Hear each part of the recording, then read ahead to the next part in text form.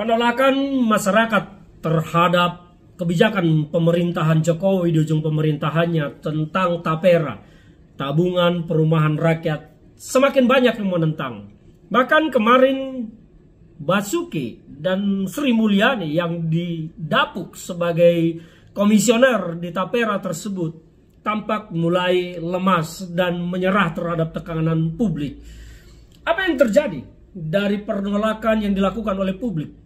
Penolakan yang dilakukan oleh publik ini adalah bukti nyata bahwa kebijakan tersebut tidak pernah dikaji dari dampak sosiologis masyarakatnya, dampak psikologis masyarakatnya.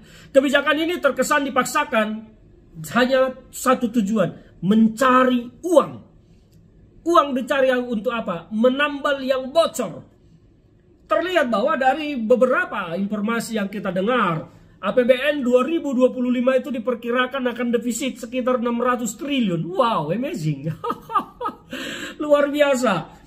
Defisit 600 triliun, angka yang tidak mudah untuk kita tutupi.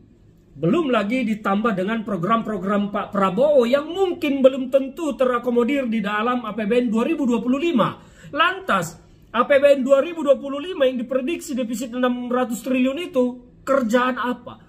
Programnya siapa?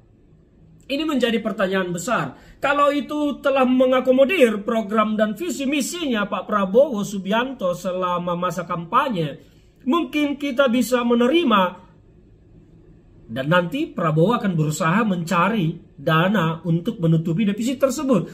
Tetapi kalau program tersebut masih berkisar proyek-proyek yang ada di lingkaran Jokowi, maka Jokowi bisa kita katakan telah berupaya mengkhianati Prabowo Subianto. Mengkhianati bangsa ini, menjerumuskan bangsa kepada hutang yang jauh lebih besar. Karena defisit tersebut akan dicari, ditutupi dari utang. Dua unsur yang bisa menutupi itu. Pertama dari utang, atau kedua memalak rakyatnya. Dan inilah mungkin salah satunya faktor kenapa Pak Jokowi terkesan sangat ngotot dengan tapera. Kalau tapera dilaksanakan maka setahun terkumpul uang hampir 15, 16, 17 triliun. Maka lumayan menambal-nambal kebocoran yang diakibatkan oleh Jokowi dalam pemerintahannya. Selain itu, dari mana mau dicari? Tidak ada. Pendapatan nasional dan utang. Hanya itu yang bisa diharapkan untuk menambal. Artinya apa? Tidak mungkin defisit itu bisa ditutup dari pendapatan negara. Kalau sistem tata cara kita mengelola negara masih sama seperti ini. Korupsi di mana-mana, BUMN pada hancur, pada bangkrut. Menterinya sibuk ngurusin bola. Dan menteri-menteri yang lain tak bekerja apa, dan korupsi di mana-mana. Maka defisit ini hanya ditutupi dengan utang. Utang terus, maka utang kita akan bengkak, bahkan mencapai persentase yang semakin tinggi terhadap PDB kita. Dan ini adalah ancaman bagi stabilitas ekonomi nasional kita. Ketika stabilitas ekonomi terganggu dan terguncang, maka harga akan naik, pangan akan mahal, semua kebutuhan masyarakat mahal, ujung-ujungnya masyarakat akan menderita.